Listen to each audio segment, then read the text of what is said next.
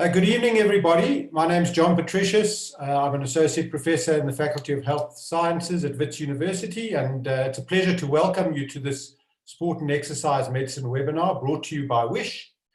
WISH is the Wits Institute for Sport and Health. It's a network of clinicians and scientists in the Greater Johannesburg area with expertise in all aspects of sport and exercise medicine, collaborating under the banner of the Faculty of Health Sciences, Wits University. WISH aims to offer academic programs, specialist clinical services, and research support in the fields of sport and exercise. WISH works closely with Wits Sport in presenting topics such as this of interest to sports clinicians, doctors, scientists, allied professionals, and athletes. This webinar and talk serves as part of WISH's academic offering, and we're really delighted to offer these not only to the Wits University fraternity, but also in association with the South African Sports Medicine Association, SASMA, and their members. And we acknowledge the work that SASMA has done in helping us to promote this series of talks as well. Some internal thank yous to Dr. Robin Saggers, the WISH Academic Director, for his efforts in arranging and promoting the series of talks, to Siyabonga Kunene for making the CPD arrangements, and Nadine Peterson, our administrator, for communicating and doing the background work in the office. And of course to our Manco Chair, Professor Miezwa, for her unstinting support of WISH. The CPD points are allocated after this talk according to your attendance, and those who are still waiting for CPD points from previous talks in the last couple of weeks, just hang in there, they will be coming. We are working on getting those certificates out, but as with this evening, we have 300 to 400 people attending each, so it takes a little bit of work. Tonight's an important night because we'd also like to thank our new partners in this series of educational talks, the Lita and Asino Company. They're the manufacturers of a number of products that are relevant to sport and exercise medicine, including Zepho, DS24, and Smecta. And of course, for tonight's discussion on sleep circadian, which is a slow-release melatonin product. We want to thank Lita and Asino Company. Their educational grant to WISH has facilitated these webinars. And particularly, I'd like to thank Romy, Dina, Ashvina, and John Norman for their work on the initiative in the last few weeks. Just from a housekeeping point of view, you should be muted with your cameras off for the duration of the talk. But please, we encourage audience participation. Please use the Zoom question and answer facility to send through your questions and comments, and we will certainly convey them to our guest speaker. Our presenter this evening, the person responsible for attracting 400 of you to this webinar, is Dr. Alison Bentley, a sleep disorder specialist who has a CV that is impressive and extends back to 1985, when she was first employed by the School of Physiology, and she has worked in research and in private practice dealing with sleep disorders since then. She's currently in a part-time private practice and also deals with sleep disorders at the Donald Gordon Medical Center. She has an impressive academic record, has supervised PhDs and master's students over the years that she's worked with WITS, and she's also the founding chairperson of the Sleep Society of South Africa. She's a member for Africa on the Governing Council of the World Association for Sleep and Medicine, which she served from 2003 to 2015. And she has been an executive member of the South African Society for Sleep Medicine. Dr. Bentley has numerous publications, book chapters, and presents locally and internationally. So we really are very privileged to have Alison Bentley talk to us on the topic of sleep and sleep exercise. And so we're going to hand over to Alison and ask her to share her screen. Okay.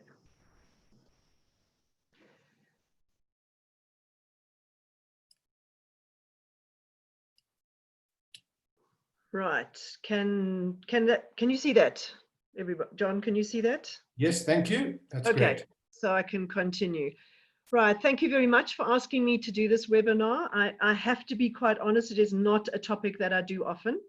And when I looked at maximizing and enhancing performance, I'm seeing that enhancing performance in a very broad sense, not just athletic performance, but in a very broad sense. So my big disclaimer here is I really know very little about sport and sport medicine and exercise and how that matches. But I do know a lot about sleep, and so I'm hoping that through the talk, which is going to cover a range of topics within sleep, will resonate with some of you who do know more about sleep, exercise, that you'll be able to go, that's important, that particular thing. So I'm not going to embarrass myself by trying to pretend what is important for exercise. I think that sleep's important for everything. So I'm very biased about that, and I accept that. So the outline of the talk is we're going to talk a little bit about sleep. I mean, why is it important for exercise? Then look at the biology of sleep. I think when I tell people, which I try not to do ever, but if I tell people that I do sleep medicine, the response is, isn't that all psychological? And they're really assuming that all I do is insomnia. And the answer is no. There's a massive biology that's going on for sleep. And if you want to tell people about sleep, if you want people to improve their sleep, they have to understand how the biology works. Then looking briefly at the structure and function of sleep, consequences of less sleep, and then so really looking at quantity of sleep and the impact that a lowered quantity of sleep has on the body and performance, and then looking at the quality of sleep or sleep fragmentation. So that's really looking at voluntary sleep deprivation for the first one, and the second one we're looking really at the sleep disorders. So as I say, it's going to cover a range of topics. So what do I know about exercise and sleep? I do know that there are consequences for exercise if there is less sleep. So that these are some of the things that authors have spoken about. It's obviously not my work, but reduced sleep quality and quantity results in an autonomic nervous system imbalance, simulating symptoms of overtraining. You get an increase in pro-inflammatory cytokines. That's actually quite critical for us right now in the whole COVID epidemic, is that sleep is so critically linked to cytokines and systemic inflammation that it's something that we need to focus on. Getting at least 7 hours of sleep can actually help you work longer and harder the next day. And people with insomnia who started exercising actually improved the quality of their sleep and felt less tired. Increased sleep duration and improved sleep quality in athletes is associated with improved performance. We know that better sleep reduces the risk of injury and illness. We know that if the athletes tend not to get enough sleep, which threatens both performance and health. And that's because they have a lot of obstacles. I mean, training and competition schedules. I mean, I'm astonished that people wake up at 4 o'clock in the morning to do the comrades, for example, but that's often when people train. We know that cyclists wake up at 4:30 to go and train in the morning, and that can have a massive impact on sleep. And that also that athletes, and they're not alone in this, have a very poor self-assessment of their sleep duration and quality.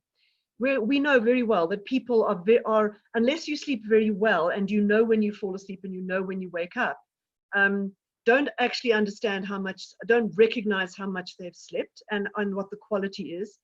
And as sleep researchers, we find it very difficult to actually identify what quality actually is, because people have different measures that they use for quality.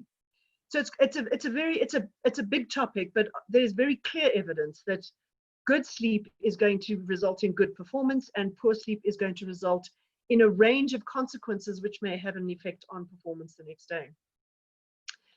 So let's look at what normal and abnormal sleep is. Every book that you read, if you Google it, since grade 2, you have been told that you have to get 7 to 8 hours of sleep because that is normal. Well, it's not normal, it's the average, and there's a big difference between that. So if you take as many thousand people as you like and ask them how long they sleep for, the average, the mean, the middle of that nice curve is going to be 7 to 8 hours. But there are people on either side of that curve who need 9 hours and people who need less, so 6, 5, even going down to 4 hours of sleep. So for example, we know that from recent publications that the average sleep length of South Africans, particularly Black South Africans, particularly in rural areas, is closer to 9 hours as an average, as opposed to 7 to 8 hours. And we also know that there are people who sleep 5 or 6 hours a night, have very good function the next day, and actually cannot get more sleep than that, no matter how much they try. So I would rather go to say that there's a normal range of 4 to 9 hours, and the normal kind of fits somewhere in there, and each individual has their own normal. And that's genetically determined. If you have a father who only slept for 4 hours a night, there's a good chance you'll only sleep for 4 hours a night as well. So how do you know what the normal actually is? And really the main measure we go by for sleep is that the normal is however many hours you get at night, but you have to function well the next day. So it is not normal if you sleep for 4 hours a night during the week and then have 12 hours a night on Friday and 12 hours a night on Saturday. That is not for a naturally short sleeper. The naturally short sleepers are people who sleep for 4 hours, don't feel sleepy at all during the day, and have no deficit in function that they can find. So it's all about the daytime function. That's what we would go with rather than the 7 to 8 magical hours at night. So let's look at the biology of sleep. What do we have? So just to go back a bit, there's 2 genetic factors. The first one is the duration of sleep that you have, which is set. And the other one is whether you're a lark or an owl. And we'll deal with that a bit when we cover the circadian rhythms. Then you have 2 biological forces which you can manipulate. The first one of these is the homeostatic force. Those of you who may know sleep literature, this is usually called process S. And it basically is like a credit card. So what it means is that when you wake up in the morning, you start spending on this credit card. And when you go to sleep at night, generally that credit card is maxed out and you pay off on that credit card when you sleep during the night. Now the deal is that you should pay that credit card back to 0. So unlike all of your credit cards, which are probably hurting right now, you're supposed to pay this thing off. And if you pay it off, you start again at 0 the next day and you start spending. If you don't pay it off, so if you sleep less than you should, what happens is that you are going to start the morning, you're going to wake up in the morning and you're going to have a sleep debt. And it's exactly the same as a credit card debt. That credit card debt does not go away because you wish it away, because you want it away, because you pray it away. It only goes away if you put money into that account. Same thing with a sleep debt. If you wake up with a sleep debt, you are sleepy for the whole day. And when you go to bed at night, that sleepiness is maxed out even more. But the entire day, the brain is going to be trying to get that sleep back because it hasn't had enough sleep at night.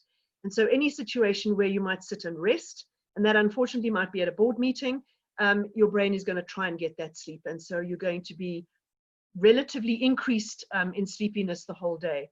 Obviously, if you do that night after night after night, then that sleep debt continues to accumulate. It does just add up and eventually gets to a point where sleep debt, people don't die of sleep debt unless they die because they fall asleep in their cars at 120 k's on the highway. Then they might die. But you don't die physiologically from it. What happens is the brain will take its sleep and it gets more and more urgent and it will take it in more and more risky situations just to try and get the sleep back. The other biological rhythm are the circadian rhythms. And here we have melatonin, which drives the body temperature to change. Melatonin is switched off during the day due to light that comes in through the eyes. And the suprachiasmatic nucleus in the hypothalamus is what controls this whole thing. When light goes away in the early evening and it gets dark, you get an increase in melatonin. The melatonin increases and produces a nice big peak, as we can see here. As the melatonin peaks, the body temperature drops. The body temperature the drop can be quite significant. It can be up to 1 degree in body temperature. And what happens is as the body temperature is dropping, that is when we're going to feel our maximal sleepiness, what we call the biggest sleep propensity. The easiest spot in the entire 24 hours to fall asleep is when your body temperature is dropping. Body temperature will generally stay low for the rest of the night and come up at some point in the morning, and that is your natural wake-up time.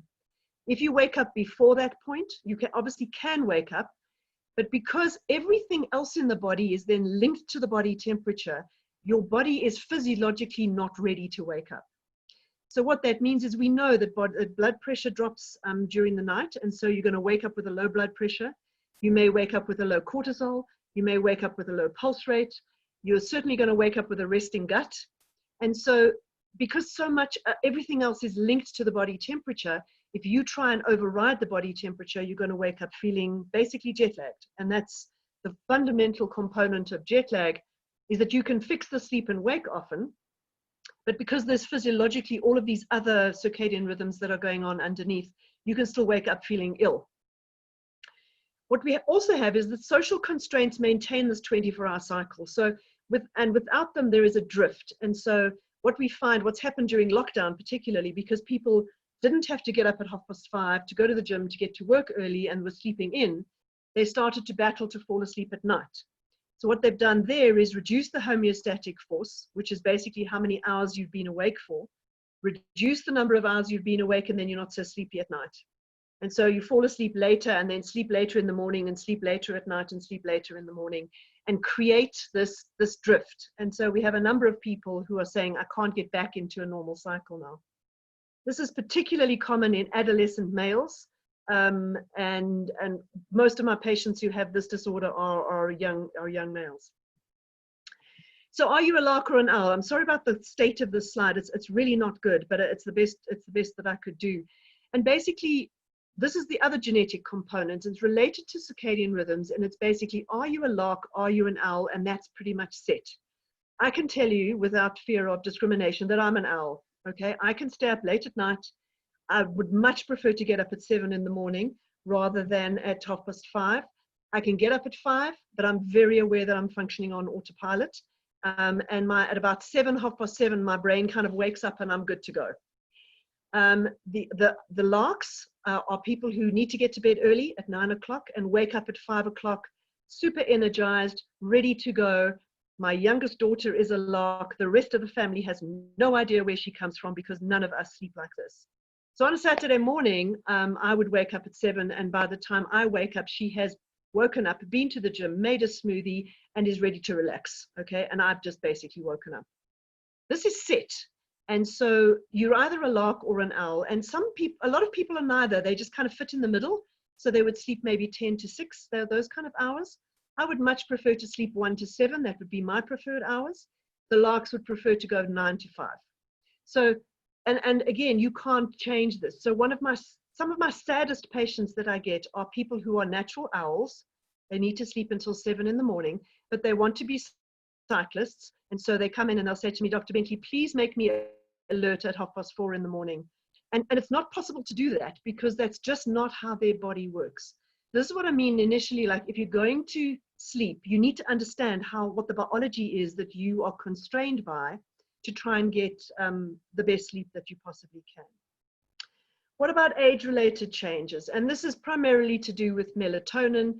If we look at how melatonin changes, you're probably all over the hump for melatonin, the peak of melatonin, because that was at about 10 years old, and your peak is of melatonin. So that when you get to over the age of 50 to 60 in that kind of zone, you're probably getting less melatonin than you actually need at night, all right? And what we think that does to your sleep is this is a sleep hypnogram. So the top panel is a sleep hypnogram. And what it shows is the sleep stages that go through the night. And hopefully what you can see from this is that at the beginning of the night, you get a lot of stages 3 and 4. That would be slow wave sleep. Towards the end of the night, you tend to get more REM sleep, which is the black bar at the top. And underneath that one, and that would be for a young adult, underneath that one is the curve for the elderly patient. And you see that there's much less of that deep slow wave sleep. REM sleep appears to still be quite stable, but there's a lot more awakenings and the sleep is much lighter and shorter than it was as a young adult. Now, these are natural changes that occur as you age, and you don't go from the top panel to the bottom panel, for example, on your 70th birthday. That doesn't happen. You gradually move from one to the other. So even as people go through their 50s and their 60s, and particularly in men and women with menopause, as you move through that age group, your sleep is gradually going to get lighter, gradually going to get more fragmented, and that's normal, and we would expect those to be normal changes. So again, if you're trying to look at your sleep, you cannot aim for something that you can't get, which might be outside of your age range. So this is the whole night hypnogram. What do we need to know? Slow wave sleep stages 3 and 4 is in the first half of the night. REM sleep tends to be in the second half of the night. And REM sleep is the timer of sleep. That REM sleep comes in about every 90 minutes of sleep. You would always start sleep in non-REM sleep, so in stages 1, 2, 3, and 4. And about 90 minutes after sleep onset, you would go have your first period of REM sleep. It's likely to be a short period. And then you would go back into non-REM sleep. That's a sleep cycle. The way that sleep is constructed is at the end of the sleep cycle, you would have a brief wake up. And that could be 15 seconds. Many people don't ever remember that wake up. Every parent of young children remembers those wake ups because children have them. And so 1-year-olds are kind of designed to wake up on the hour, every hour throughout the night. Your ability to sleep through depends on the fact that once you have that wake up, you can just turn over and go back to sleep again. And key to children who have babies who have sleep disorders is they just can't do that without some help. So those are sleep cycles, and so you would basically, your sleep, you would attach various sleep cycles onto each other until you create the full night of sleep.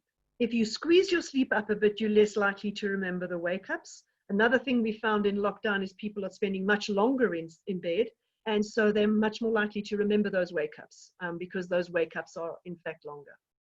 So REM is the timer. Each of those sleep stages has a particular function. There are functions that are covered by both stages of sleep. But if we look at slow wave sleep, it is during slow wave sleep that we produce as adults, that we produce all the growth hormone we're going to produce in 24 hours is going to occur in slow wave sleep. And it's linked to sleep, it's not linked to the time of day. So if you're awake at night, you don't get that growth hormone. You do need the slow wave sleep. And then obviously that growth hormone, there is all the rundown effect from the growth hormone in the somatomedins and somatostatins. And while as adults, we may not be growing as much, we are certainly repairing. And so this is where the repairing comes from, is this growth hormone that's produced in sleep.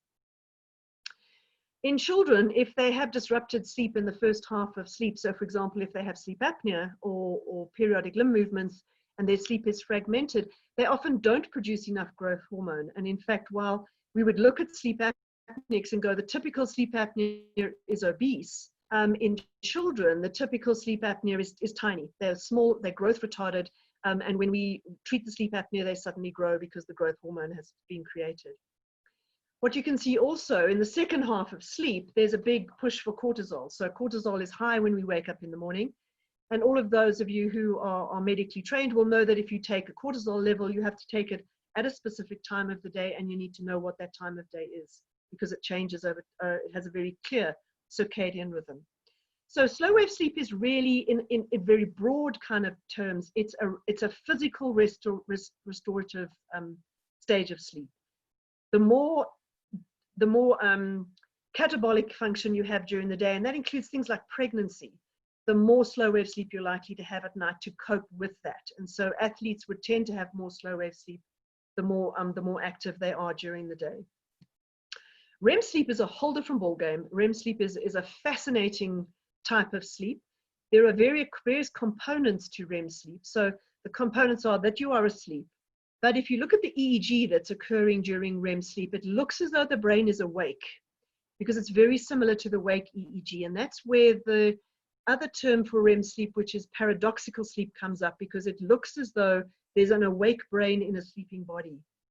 And other thing that happens in REM sleep is dreams. That's where all our vivid, bizarre dreams happen. The dreams from slow wave sleep, so you can have dreams in slow wave sleep, but they're usually not as clear and vivid and visual and in color, which they are during REM sleep. And fortunately, during REM sleep, while we're having those dreams, you're also paralyzed. So there is an active paralysis of the entire, from the cranial nerves down, active paralysis. And why that's really good is it means that we can't act out our dreams. So just think about the last dream you do remember and imagine acting that out. And you would have what is called REM sleep behavior disorder, which occurs in usually elderly men where that does happen. And that would be a problem with the paralysis during REM sleep. So whereas slow wave sleep is seen as a kind of physical restoration, REM sleep is usually seen as a brain restoration, that its job is to get the brain ready for the day. And its main function is actually the lymphatic system. So you all know about the lymphatic system, and it was assumed for many years that the brain had no lymphatic system in it. It does. It's called the lymphatic system. And it's literally a flushing of the brain that occurs during sleep, and maximally occurs during REM sleep and doesn't occur when we're awake. So the importance there is that if you get enough sleep at night, then you get maximal function of this lymphatic system. And so what is it flushing out? It's flushing out the the waste products that are occurring in the brain. And why this is important is because neurons don't divide, and so you just have the set of neurons, and the more waste products they collect, the more damage occurs to those neurons. What we're also concerned about is the protein aggregation that can occur if you have something that occurs.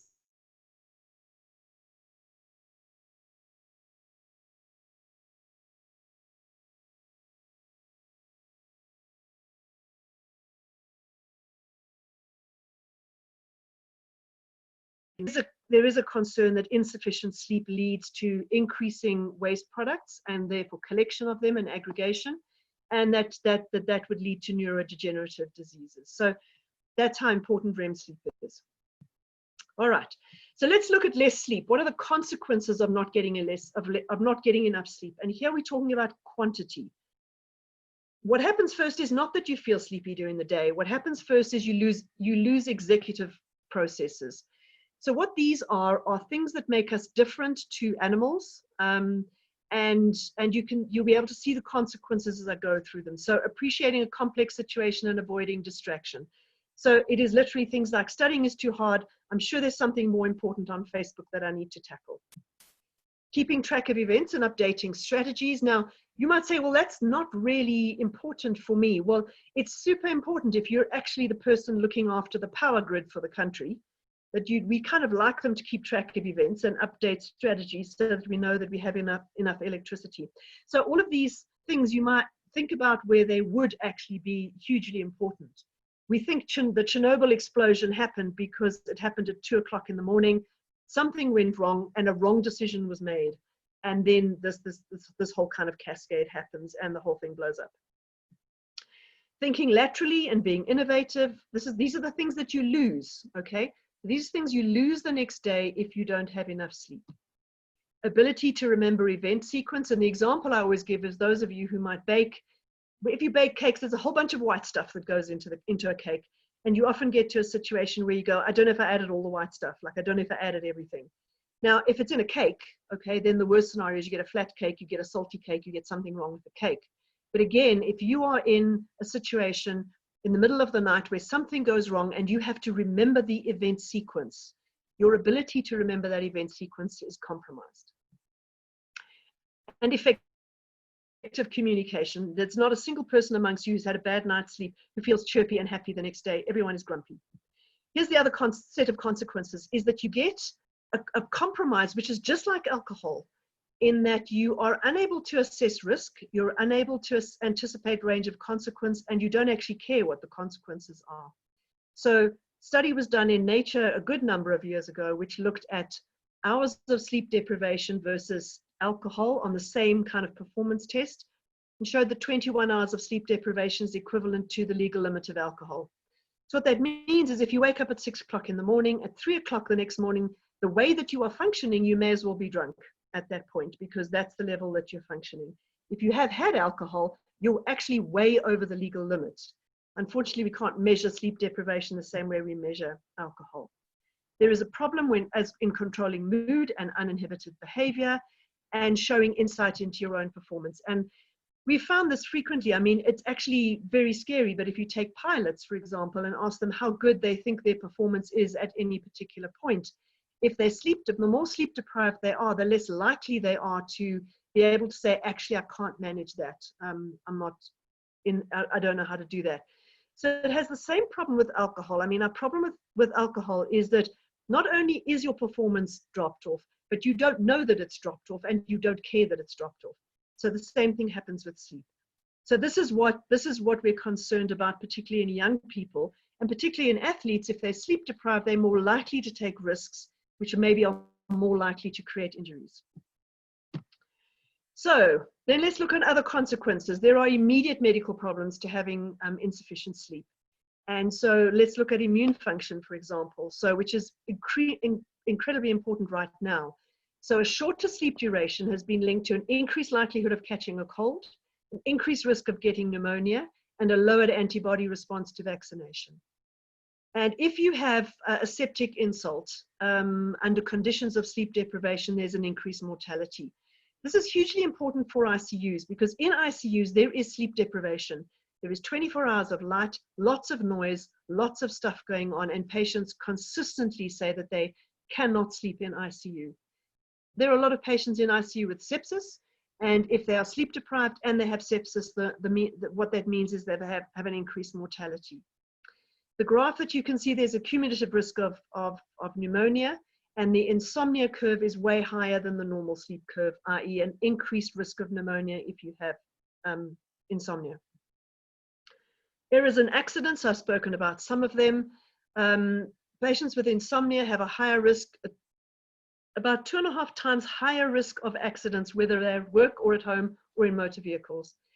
And that's high. It's not as high as the patients with sleep apnea that have an 8 times risk of accidents.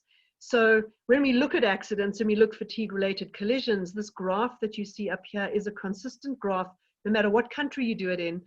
These are fatigue-related collisions. And how do you know they're fatigue-related? Generally, it's a single vehicle accident and there are no skid marks because nobody put on the brakes. So that's about all you can get from fatigue-related accidents. So included in that, so let's not stop with the immediate medical consequences. There are long-term consequences. For short sleep duration, you have pretty much a 50% risk increased incident coronary heart disease and mortality, and an increased risk of stroke. And it really doesn't matter which cardiovascular disease you look at or which cause of too little quantity you look at, whether it's insomnia, whether it's long-term shift work, no matter what you do, there's an increased risk of cardiovascular disease. There's also an increased risk of diabetes. So this curve that I'm showing you here is the classic U-shaped curve that is pretty much across the board. If you look at type 2 diabetes, both short sleepers, so who's sleeping 4 to 5 hours, and people who are sleeping long hours are at an increased risk of having diabetes. I mean, and even if you take experimental sleep restrictions, so one of the first studies to show that there was a relationship between sleep and the way that you metabolize food, looked at 4 hours of sleep per night in normal students, medical students, and they had 4 hours of sleep per night for 7 nights, and at the end of it, they could prove conclusively that the way they metabolized glucose was abnormal compared to the way that it was before they started on that sleep restriction. And there's obviously a calorie mismatch, and generally that's after the evening meal. People are awake for much longer during that period, and there isn't a single insomniac in the world that doesn't tell me that they have coffee with biscuit or a munchie or a sandwich or something after the evening meal. And understand what they're doing is putting that food into a gut that's resting, and so the gut is not designed to have food at that time. Other long-term medical disorders, I mean, you can pretty much whatever disorder you like. I mean, I would never have guessed that if you have insomnia or a shortened sleep time, you're twice as likely, more likely to get an ophthalmology disorder. I mean, that never occurred to me that that would be connected. But it is. Respiratory disorder, nearly 3 times higher risk. Musculoskeletal disorders nearly twice the risk. So having consistently short sleep is a medical risk because it increases your risk of virtually every single other medical disorder that you might want to try and measure. Then there are circadian causes. So what we're looking at now are causes of insomnia. So what's not clear about the evidence for shortened sleep is whether people who do that research are excluding naturally short sleepers or whether they're only including people who have insomnia. So definition of insomnia is that you know that you need 7 hours of sleep because that's what gives you good function during the day. And you're now getting 5 hours. And importantly for insomnia, to diagnose insomnia, there has to be a deficit in daytime function.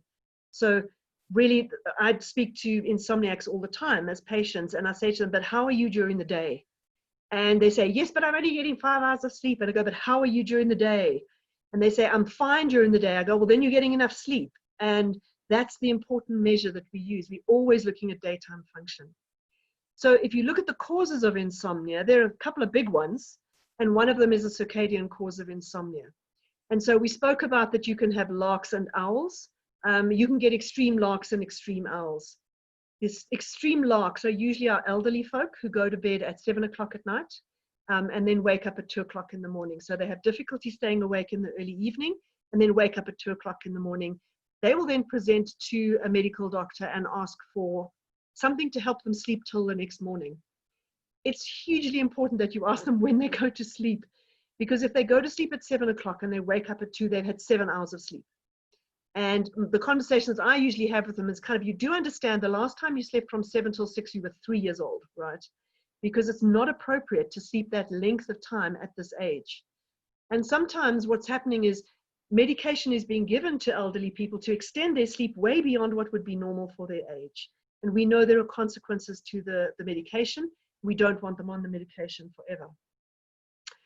The extreme owls, as I've kind of alluded to before, are our teenage boys. I mean, every single boy at the age of about 15, 16 gets a biological shift of about an hour at night. And so they might have had a bedtime of 9:30 for years, and all of a sudden don't feel sleepy at 9:30 and can only fall asleep at 10:30. During the holidays, school holidays, what they do is they tend to drift even more because their parents let them sleep in the morning. And so they drift, and so you end up with a delayed sleep phase, and it can get very extreme. I see patients quite regularly who can only fall asleep at 5 o'clock in the morning and wake up at 1 o'clock in the afternoon, and that's where their sleep is stuck. And they've kind of literally have given themselves jet lag, and they're kind of sleeping on the same time zone as New York currently. Now, the important thing about their sleep is that their sleep is actually completely normal. It's just on the wrong time zone. And so it's about shifting them back to the correct time zone. And that we do, as you would with a shift worker, we use melatonin at night to kind of induce the body temperature drop earlier. When they wake up in the morning, it's important when we wake up that we're exposed to light. Light kind of keeps us on track and keeps us in the 24-hour rhythm. And without that light, we tend to drift in delayed sleep phase. So the natural kind of sense for us to do is to drift, delay our sleep, which is why if we travel westwards to the Americas, for example, we kind of get over jet lag quite quickly. If we travel east to Asia or to Australasia, that kind of area, we really battle, because what we do then is we shorten the day, and now we're trying to fall asleep after we've been awake for 12 hours, for example. We're trying to fall asleep at 5 o'clock in the afternoon instead of 11 o'clock at night. And it's much harder to get over jet lag if you fly east than if you fly west. So all of this is contained in the circadian causes of insomnia. And I'm not really going to cover jet lag because it is its own thing. This is where it comes in, is that essentially when you fly east, you create an extreme lark situation, which often can be difficult to manage. So if we look at insomnia itself, apart from the key causes that we have for insomnia, this is what the model that we use, which has been going since 1987, and we still use it, and it works very well. And it's called the 3P model for obvious reasons. There are predisposing, precipitating, and perpetuating factors. Predisposing factors are those that are there, they're genetic, they just are constant, and they're never enough on their own to create insomnia. But some people can have more of them than others. So if you grow up in a family where there was sleep disorders, you are more sensitized. If you genetically respond to a stressful event by not being able to sleep, then you probably have a higher score. It's those kind of things that we're talking about there. Usually insomnia is precipitated by an event, a stressful event, either a psychologically stressful event or a physically stressful event. So psychologically stressful event, all of your life stress events, moving house, divorce, death in the family, all of those kind of things. Sometimes, and physical event, often medical events that occur, so that can disrupt your sleep quite significantly. And often the main one of those is pain. So if you suddenly develop arthritis, for example, and it's acutely painful and you battle to sleep, that would be a precipitating event. Now, when you have that precipitating event, what is very clear, and the insomniacs all identify with this, that when you're in that acute phase, you are very clear about what is causing the sleeplessness, and that is that event. So you can say, patients say, I can't sleep because of the pain, I can't sleep because of this. And what we know about that acute insomnia is that as the stress level goes away, that you can see in this, the blue decreasing to below the threshold, in 3/4 of patients who have this kind of precipitating insomnia, this insomnia goes away and they sleep well. Most typically, this would be found in exam situations. So during exams, people don't sleep well. within 3 days of exams ending, people are sleeping fine. So 3/4 of people are going to get their sleep back after an acute insomnia, 25% are not. And often patients who have chronic insomnia where it has been precipitated will report episodes before of acute insomnia that did resolve. And then you get to a point where it doesn't resolve. And the reason why it doesn't resolve is because what has been now come onto the scene are things, what we call perpetuating factors. And these are behavioral factors where people change the way that they sleep. And those behavioral factors create a situation where once you get into chronic insomnia, the insomnia is its own beast. And most insomniacs will say to me, I can't think of a single reason why I'm not sleeping. Because there is no stress. That stress has gone away. There's normal work stress and life stress, but there's no specific thing that's causing the insomnia. The two main perpetuating factors are when people get insomnia, the first thing they do is spend longer in bed. If you spend under the illusion that if you spend 8 hours in bed and you only get 5 hours of sleep, if you spend 10 hours in bed, you might get 8 hours of sleep. And the answer is no, you don't. You just spend an extra 2 hours awake. So you spend more time awake. You don't necessarily get more sleep from that. And the second thing that people do, and everybody does it, so it's not really, I'm not criticizing anybody, everybody does it, is that if you can't sleep, you tend to stay in bed and lie in bed because again, the argument goes, well, at least I'm resting. Well, your brain isn't, because you've taken a supercomputer that's wide awake and you put it in the dark and the quiet, and what it does is go, let's play. Okay? And it starts thinking. But unfortunately, what it does, before it does that, it moves into a bad neighborhood. So it moves into a bad neighborhood, starts thinking everything's a disaster, everything goes wrong. Some little minor thing that you might have had at work yesterday means that you get fired the next day in your head within 10 seconds. And so the thoughts are churning, intermingled with this disastrous catastrophization that's happening is you start to worry about the next day because now you're not sleeping. So I have to sleep now because, and now it's 2 o'clock, and now it's 3 o'clock, and now it's whatever. And so you create this pressure to sleep. And unfortunately, what that pressure does is not help you to sleep at all. It actually switches off any sleepiness that might be biologically being created by the melatonin, by the homeostatic force. And so you have a very difficult situation to manage. And this is where people go on to sleeping tablets and stay there for the rest of their lives, often for years and years and years. The treatment of this type of insomnia is not medication. It's cognitive behavioral therapy, which is about changing those behaviors, changing the thought processes that are occurring, and getting, generally what I aim to do is to get patients more in control of their sleep. And my kind of mantra is that we're going to get you on less tablets. Okay, but that's a continuous timeline. So the next time I see you, let's try less. And the next time I see you, let's try less. And I think what's important for medical professionals is to move away from a system where we have either patients take no tablets at all, or they take them every night. In the middle is the ground where you need to be, that they're allowed to take them on some nights. And you can discuss what those nights are, but not take away them completely. If you leave an insomniac with no out, that's when the insomnia gets a whole lot worse. So let's move on to reasons why you might not sleep and reasons why your quality of sleep might be worse off. So restless leg syndrome is extremely common. In Caucasian populations across the world, it's present in 11% of the population. In Asian populations, so Korea, Japan, those kind of areas, it's less than 1%. And so there's very clearly an ethnic difference, and we don't know what that's about. It is a neurological disorder, and so it's not, it should not be seen as psychological or that you're imagining it. It's diagnosed on history, and really what it presents with is an urge to move, and it's usually in the evening. So typically it would present with people who would sit down and watch TV and go, I have to get up and walk. I can't sit still. My legs feel awful. And it's an uncomfortable sensation. It's not the typical pins and needles. Children who have restless legs are the best because they have these great ways of describing it.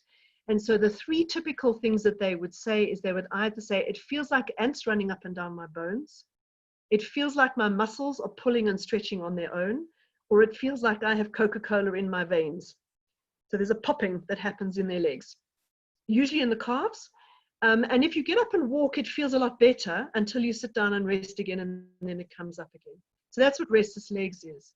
Usually presents with sleep onset insomnia because you can't move your legs and fall asleep at the same time. And patients often get into a situation where they get up and walk around, and then go to bed and like hurry to sleep before it comes back again. And obviously that doesn't work either. The important thing to understand about sleep is it's the most passive thing you can do.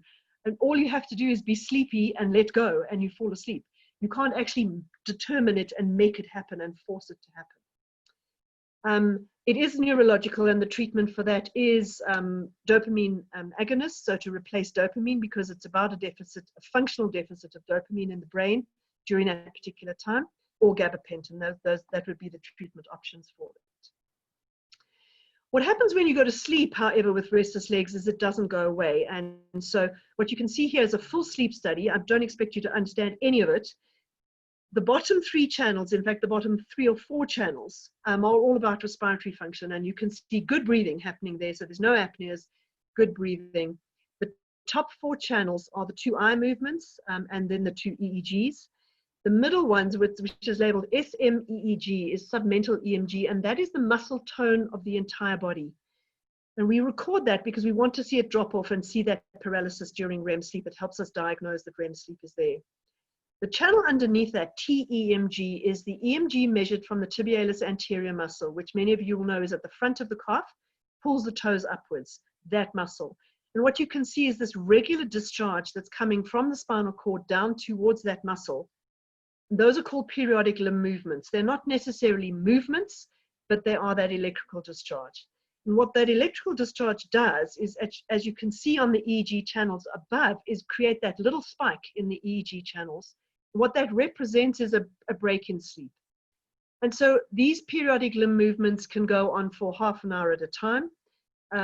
If they go on for half an hour and they have these little breaks, which could be every 15, 20 seconds throughout that half an hour, what that does is create a half an hour of sleep that essentially for the brain didn't happen. It's a very light stage of sleep. It will result in patients waking up feeling tired in the morning because they haven't had the good quality sleep that they need, and can actually, if it goes on for long enough and early enough, can prevent people from going into slow wave sleep. So it's for slow wave sleep and REM sleep, you kind of need an uninterrupted period of stage 2. The brain prepares to go into slow wave sleep, and what this does is create a trash slow stage 2 sleep. So that's periodic limb movement disorder, usually associated with restless leg syndrome, creating poor quality of sleep. And there you can see the leg movement and the arousal. If you look at the big one to create poor quality of sleep is obstructive sleep apnea. And typically, if you ask people about obstructive sleep apnea, they'll say it's men over the age of 40. They're usually obese, sometimes have nasal blockage, hypertension, and insulin resistance. Importantly to recognize is that skinny men, women, and children also have sleep apnea. And I deal with this all the time, and I do not try and predict how much apnea people are going to have by their histories, because I'm wrong all the time. There was a young guy who came to see me in his 30s, and he said he's been on CPAP for 10 years. I looked at him and I went, no, okay, he needs another sleep study. He needs to buy another machine. Medical aid wants another sleep study. And I went, 25 apneas per hour, maybe. 127 apneas per hour. And I looked at this and I went, how does he have this? How does he have this? And then when I thought about it, I went, actually, he's got a small jaw. So probably pushed back. His tongue is probably pushed back. For example, that's what happens in children with Down syndrome. They have very large tongues. They pretty much often have sleep apnea. And it's important to find them and diagnose them and put them on CPAP because it improves their cognitive function during the day. The most likely people to have sleep apnea is because sleep apnea is not about just the daytime sleepiness and the interruption in sleep. It's causing significant cardiovascular disorders behind the scenes. And I'm not going to spend too long on this because it's an entire talk on its own, is how sleep apnea creates this. Pretty much what happens is every time there's an apnea and the throat closes off because it's an obstruction, the brain wakes up because it has to start rebreathing again. And every time there's a wake up, there's a sympathetic discharge that goes through the entire body. And if you have 100 apneas per hour and you sleep for 8 hours, that's 800 times that happened at night. And so you can understand that there is a sympathetic discharge, a raised sympathetic tone that's not then occurring 24 hours a day. So what are key patients who have sleep apnea? Patients with cardiac disease. Atrial fibrillation, 40 to 60% of patients who spontaneously have atrial fibrillation have sleep apnea. And if you treat the sleep apnea, the atrial fibrillation can go away. If you often you treat atrial fibrillation with cardiac ablation. The risk of recurrence of atrial fibrillation with cardiac ablation is 30%. If you have untreated sleep apnea, the risk of recurrence of atrial fibrillation is 70%. So, you know, we're now looking at patients, so we're kind of saying to cardiologists, you should not be doing a cardiac ablation unless you've done a sleep study, because you don't know, you can't guarantee it's going to work. You actually have a less chance of it working than of actually not working, if that's there. Resistant hypertension, pretty much everyone with resistant hypertension has got sleep apnea, because there's a sympathetic drive that nobody knows is actually there unless you diagnose the sleep apnea. So the estimated general prevalence, we haven't done the studies, but there's a big study that's looked at all the countries of the world and tried to estimate the prevalence based on level of obesity, based on other things. And for South Africa, it comes in at 22% of the population has sleep apnea. Now, if you're a medical practitioner, you're collecting more of them because they're presenting with these kind of disorders. And so there's a good chance that in any medical practice, 30% of your patients have got obstructive sleep apnea. So you need to ask everybody, do they snore? How do you find that somebody's got sleep apnea? You use a stop bang questionnaire. You ask them if they snore, are they tired? Has anyone observed you stop breathing during your sleep? If the person doesn't have a bed partner, then an equally valid question is, have you ever woken up coughing, gasping, choking, or with reflux? So if you have reflux, that often can be a symptom of sleep apnea as well. And then do you have hypertension? The bang part comes on examination. It's a BMI over 30, age over 50, neck circumference over 43 in men, and if you're male. So and what's concerning me currently is if you look at these questions, these are also the high risk people who are likely to get severe COVID and have an increased mortality. Is they're the same group of people, obese, with hypertension, over 50, and male. Those are the increased risk. We don't know about the others. And so my concern is that, is sleep apnea also a risk factor for severity of COVID? Because it increases cytokines, produces systemic inflammation and endothelial dysfunction, and pretty much affects everything in the body. I mean, there isn't a single system that I can tell you that sleep apnea does not affect.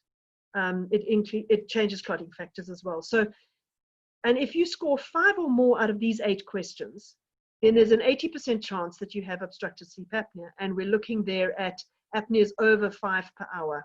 Under 5 per hour would be considered to be a normal level of apnea. So if you're sitting there and going, well, that's great, how on earth do I even start to measure this? Often what we understand about measuring is that there's this full overnight polysomnography that happens in hospital, and you measure EEGs and create that study that I showed you with periodic limb movements. But that's the last thing that we do. The most important thing you can do if you have somebody that you want to know how they sleep is ask them the basic questions. What time do you go to bed? What's more important is, what time do you go to bed and what time do you go to sleep? Okay, it is winter, people go to bed at 8 and they watch TV until 11 and then they go to sleep then. It's hugely important to ask these questions. How much time do you spend awake at night? Do you wake up at night? Why do you wake up at night? What time do you wake up in the morning? And if they complain of insomnia, that they're battling to do that, is ask them about the time before insomnia. When were they sleeping then? You find bizarre things, like people will be students and they will go to bed at 12 and wake up at 5 for their entire university career, then go into a career. So for example, then go to, so as medical students, they would do that. Then they would go into internship, sleep even less, do their MEd and sleep even less. Then suddenly go into a consultant and go, well, now I'm going to get 8 hours of sleep. And I go, but you haven't had 8 hours of sleep for like 20 years. What makes you think that you're suddenly going to get that?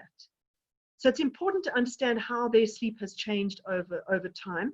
And that particularly the irony of life is, just when you get enough time to sleep, that's when you're going to sleep less. So that's a kind of a problem. There are questionnaires that you can use to assess things like sleep quality. So the Pittsburgh Sleep Quality Index. There's an insomnia severity index. There are so many questionnaires that you can use to give patients prompts to ask things. I mean, we've done some surveys in patients with insomnia, and we know that if you give them a questionnaire, they will answer a lot more than if you ask them to just to give a narrative to kind of say what's going on. If you need resources, good thing to do for anybody who's complaining of not sleeping is ask them to keep a sleep diary. You can go to the sleeplist.co.za website to get a diary that you can download and use for patients. Some patients just create their own. I get a lot of insight about patients by the kind of diary that they bring back. So the engineers bring me back it on Excel, color-coded with all kinds of links to other spreadsheets and stuff going on, that kind of thing. Gives me an idea of how to approach them and how to manage their sleep. There are objective measures. So the problem is we have all of the subjective stuff about sleep. There are also questionnaires, sorry, just to add, there's questionnaires about how sleepy you are during the day, so what the consequences of the sleep is. There are objective measures, and pretty much every patient who sees me will go, so what my Fitbit tells me is this. And I can tell you routinely that every Fitbit will under-report on deep sleep. Every single one of them does. The home-based sleep apnea screen that I use does do sleep stages as well, using a similar kind of algorithm to the Fitbits. Pretty much every single patient has reduced deep sleep. That's just the way it works. So don't take that as being gospel. It's not as good as a sleep study. But what it's good for is to look at changes over time. So often we will use it in insomniacs, and they will say, here's where we are now. And then over time, do you get more deep sleep? Is the Fitbit saying that you're sleeping better? So that's where it's very useful. If you suspect a sleep disorder, then use the questionnaires. Stop Bang is freely available. Ask the questions for restless legs.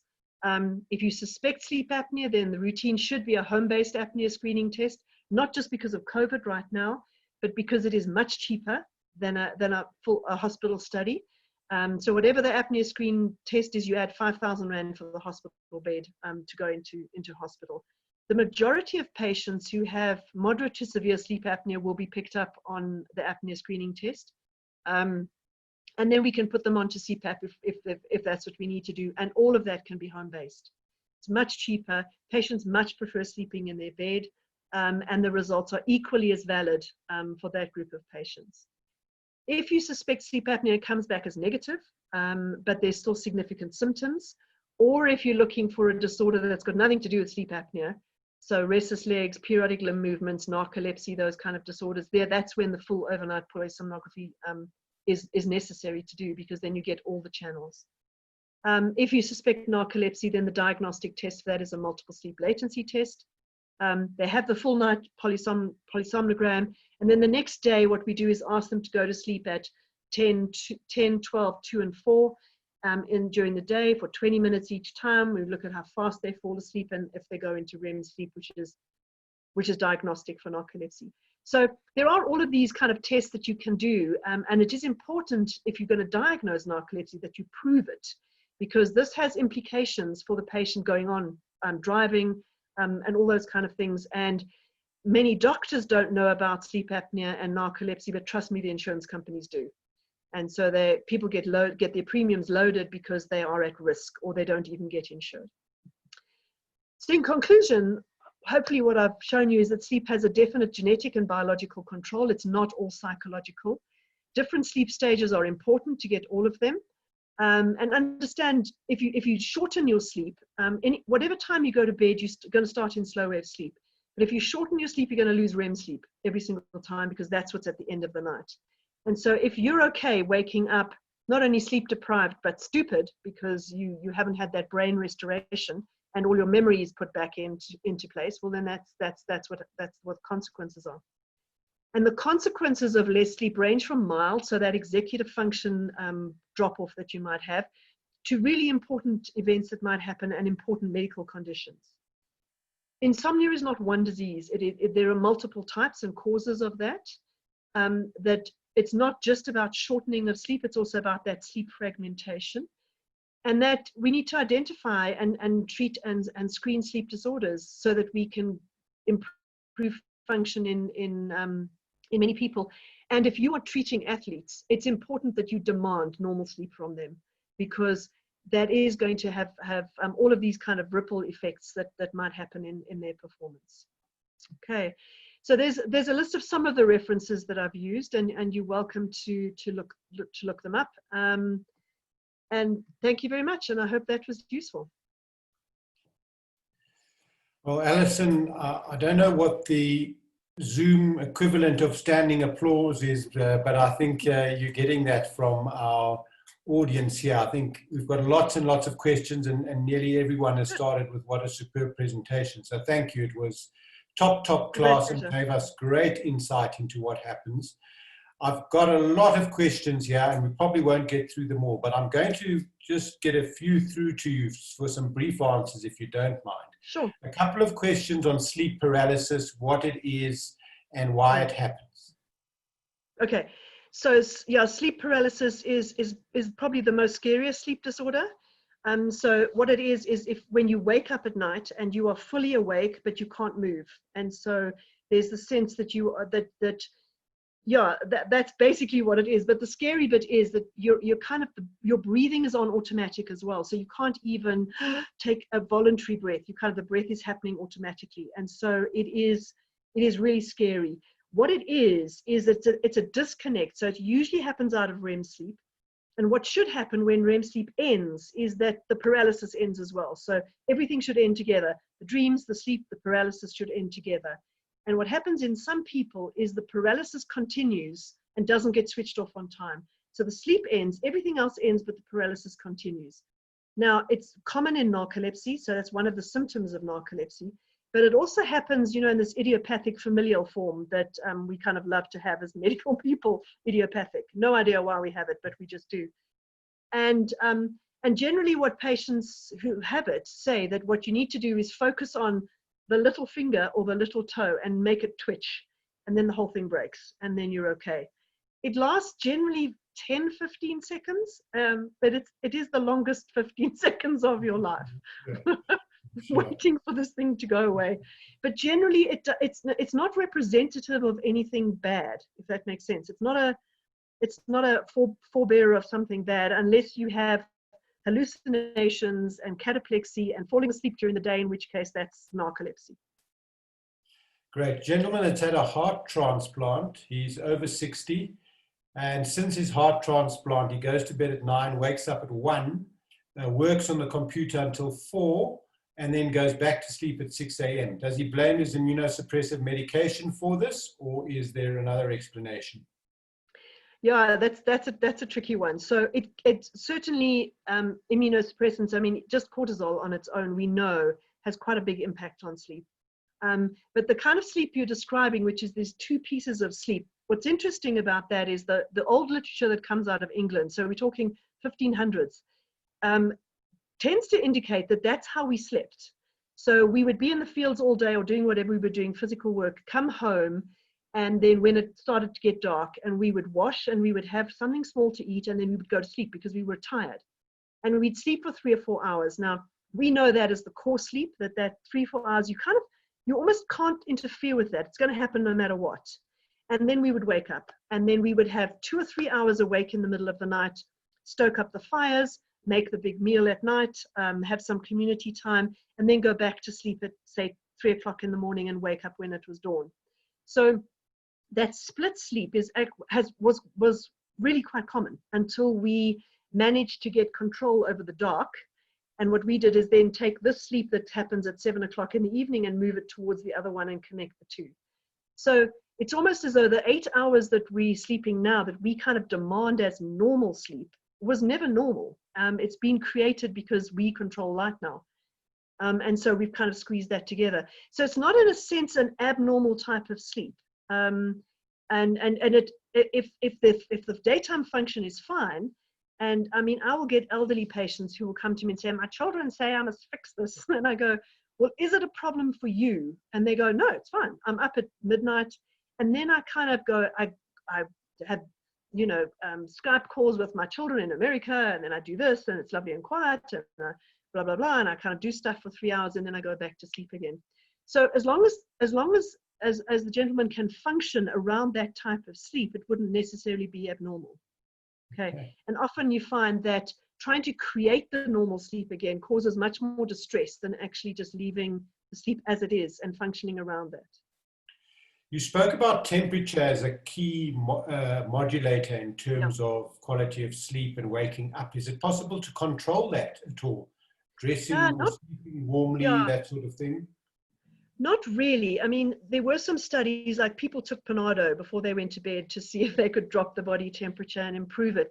But it is the reason why a warm bath actually helps you fall asleep, because what you do is if you time it right, you raise the body temperature.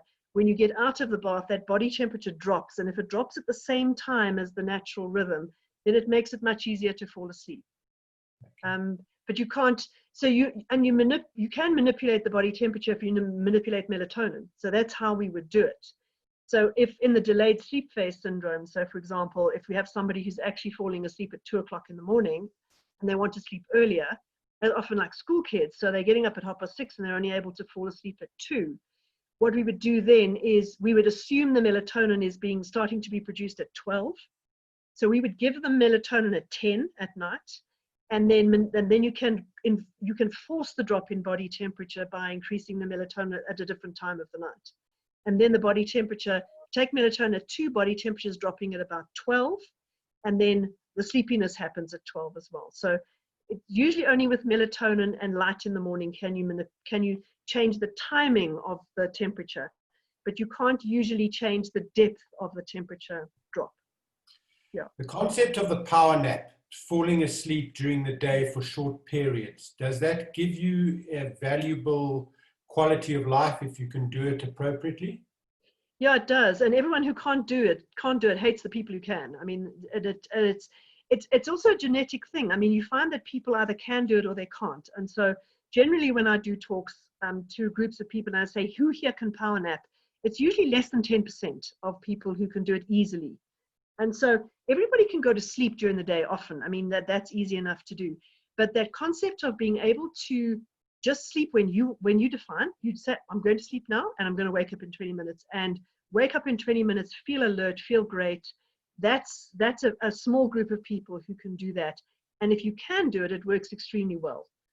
I must say that people of my age, men of my age, will go, the army taught me to power nap. Okay, so often you find that people who've done that, who've worked, surgical residencies, those surgical inmates, those kind of things, or registrar time, often they are forced to be able to power nap. So there are certain circumstances which can make it easier to power nap, but generally it's kind of, no, I've always been able to do this, and everyone else goes to sleep, has an hour's sleep, and wakes up feeling awful. Yeah. You mentioned the link between sleep quality and certain medical conditions. Another question from Siyabonga here about potential cancer being linked to poor quality of sleep. Do you know of any studies or research? So, and that's particularly with shift work. So not necessarily. So I'm not sure that there's any evidence for sleep apnea and restless legs, that those have been linked to increased risk of cancer, but definitely shift work has. So, and classically, there's a big nurses study that was done in the US over 30 years where they looked at nurses who obviously work shift work and found increased risk of cancer. I mean, there's increased risk of depression and suicide and cardiovascular disease and diabetes and increased body mass and all of everything that you can measure really is at risk if you work shifts for extended periods of time. There's also a component of melatonin. So initially when melatonin came out or was first researched in the 1980s, 1970s, sometimes even before that, there was a sense that, yes, melatonin was involved in sleep, but that melatonin was also an antioxidant, anti-cancer, anti-aging, all of those kind of things as well. So there's more evidence for melatonin in that kind of sphere. And I mean, there's now one paper that says that melatonin, and it's not an evidence-based paper, it's a hypothetical paper, that says that melatonin may attenuate the effects of COVID as well because of this antioxidant, anti-inflammatory kind of effect that it might have. So as I said, I don't know. It might be there. I just don't know about increased risk of cancer. Okay. And an exercise question for you, a training question from one of our exercise physiologists, Zach van Heerden. He's training an athlete, and due to the lockdown, their daily schedule has drifted enormously. So they sleep from 1 or 2 a.m. to 8 to 10 a.m. and they train from 2 to 3 p.m. and then again at 10 p.m. as opposed to normally mid-morning and late afternoon. Yeah. So with each week, he described it as drifting more, despite the athlete's efforts to get to sleep earlier and wake up earlier, they're not succeeding.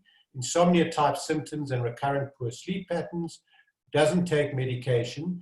Zach's question is controlling time to bed or controlling wake-up time more effective in assisting to normalize the sleep pattern.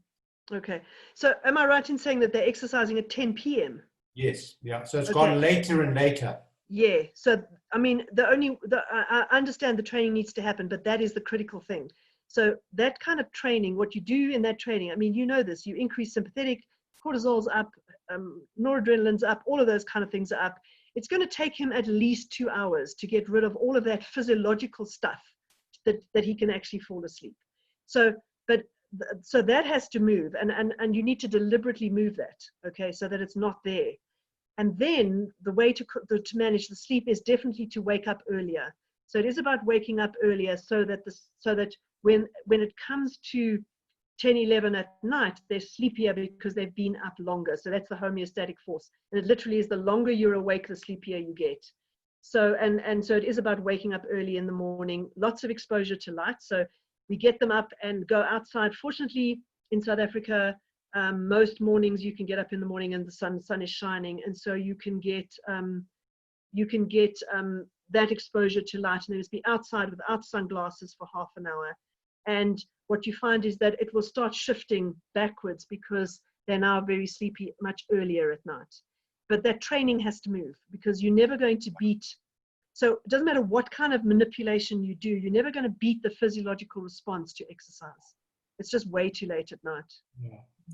Question about natural light versus synthetic light and its effect on melatonin. Is there any role for synthetic light in trying to manipulate melatonin levels and sleep?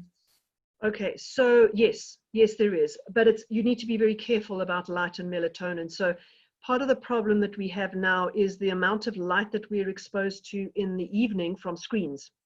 And we never had really the problem from TV, because the TV is kind of like 10 feet away on the other side of the room, but the screens are in our face and lots of light. And where that's important is that if you're exposed to light in the early evening, remembering that melatonin is produced in the dark. I mean, we literally, when we measure melatonin, we look for the dim light melatonin onset. So melatonin is not going to be produced if there's a lot of light. And it's particularly important in our younger population, because their melatonin is so dominant and they have such a good melatonin production, that what happens is if you're exposed to light, so the rule is if you're exposed, light pushes and melatonin pulls. So if you're exposed to light in the early evening, it's going to push the sleep later. If you're exposed to light in the morning, it's going to push the sleep earlier. So it kind of pushes on either side. And what melatonin does, if you use melatonin in the evening, it kind of pulls the sleep towards itself. So if you use those kinds of forces, then you are able to manipulate the sleep quite easily, often not in the direction that you want. And so I think that's important. Again, for your athlete who's training at 10 o'clock, if he's training bright lights and all of that kind of stuff, his melatonin is not produced. When he stops that exercise and he starts winding down for bed, his melatonin will only be produced once he starts being exposed to dark. And once he starts being exposed to dark, you've got at least an hour and a half or 2 hour lag before the melatonin's acting and dropping the body temperature. Okay. I'm going to wrap off with 2 questions which summarize a few of the others. One's asking about sleep apps that you might know of that help. Are they of any use? Is there any evidence for them? What sleep apps are we talking about here? Are we talking about like apps to help you fall asleep? Correct, that sort of thing. So they do help. And I mean, understand that what you have when you fall asleep is you have a kind of a bit of a war going on between your mind and your brain, and the brain being this very biological system that runs on melatonin and homeostatic force and needs to sleep and has all of these sleep centers in the midbrain that are actually trying to get to sleep. And then you have a mind which can literally dominate that and switch off the sleepiness. And so in order to fall asleep, you need to distract your head. It's why most people, or I won't say most people, but a lot of people read before they go to bed, because it disconnects them from thinking about anything and just focusing on the book. And so counting sheep falls under the same category. Meditation falls under the same category. Relaxation techniques fall under the same category. So what the apps do often is distract you to listening to the app so that you don't think about sleep. Okay. One of the great gurus of sleep described sleep as like sitting on a park bench and a bird comes and sits on the bench with you. And the only way to keep that bird there is not to do anything. All right. So the way to do sleep is not to do anything. Like, don't do anything and you'll probably fall asleep. The minute you start doing something, you're likely to not fall asleep. So it's about distraction. It's about, often we have busy lives. Often we're working until late at night as well. And we need something to disconnect us from that to allow sleep to happen. And that's where those apps kind of come in, and they can be very useful. Okay. Yeah. Right. And then last question is about wearable devices. You did allude to them. Yeah. You know, I was always under the impression that maybe they were a bit gimmicky, but you seem to allude to the fact that there is some benefit, there is a bit of science behind their sleep tracking. Is there one that perhaps is better than the other? How much should we read into them? Yeah, I don't know, and I don't want to try and present a situation that they're good at monitoring sleep. So there was a research study that was done looking at all of them to see how accurate they actually were versus overnight polysomnography, for example. And the best was at 65%. So, which is not a great, it's not great as a measure, but they do have a way. So they basically work on accelerometers. All of them work on movement, and if you don't move, you're assumed to be asleep. So that's how they work, and they work better or worse. I mean, Fitbit has now come out with one that they say is more focused on sleep. And I haven't seen it. I've been asked, about it, but I haven't seen it. But I do know that they're supposed to be bringing one out. I mean, I don't think that the people who had these devices, I don't think they realized how much people were interested in their sleep and how many people would look to that sleep kind of component as being important. Again, it's not about, so it's useful for duration of sleep. It's useful to when you're managing somebody with insomnia. It's useful to have an add-on to the sleep diary. But I wouldn't kind of look at it and go, that's as good as an overnight polysomnogram to tell you if you have REM, if you have slow wave sleep, etc., etc. Okay, brilliant. I'm going to wrap it up there. I think it's been an outstanding hour and 20 minutes in a field that we don't often delve into, I think, in clinical medicine enough. And thank you for sharing expertise. That's a great pleasure. 50-odd-year career in it, I think it certainly shows the in-depth knowledge, and the comments coming through are all of huge gratitude. People have learned a tremendous amount, and I think on the exercise side, it's up to us now to go and look at some research and try and link. Yeah. I think there's some interesting questions about performance and sleep, injury recovery and sleep. There's some interesting questions to be answered there. But thank you very, very much, Alison, for a wonderful presentation. Great pleasure. Thank you to everybody who attended on behalf of WITS and WISH, and thank you to our sponsors, Asina Lita, for supporting this program, and to our SASMA friends as well. So thanks very much. Have a very good evening. Cheers. Bye-bye.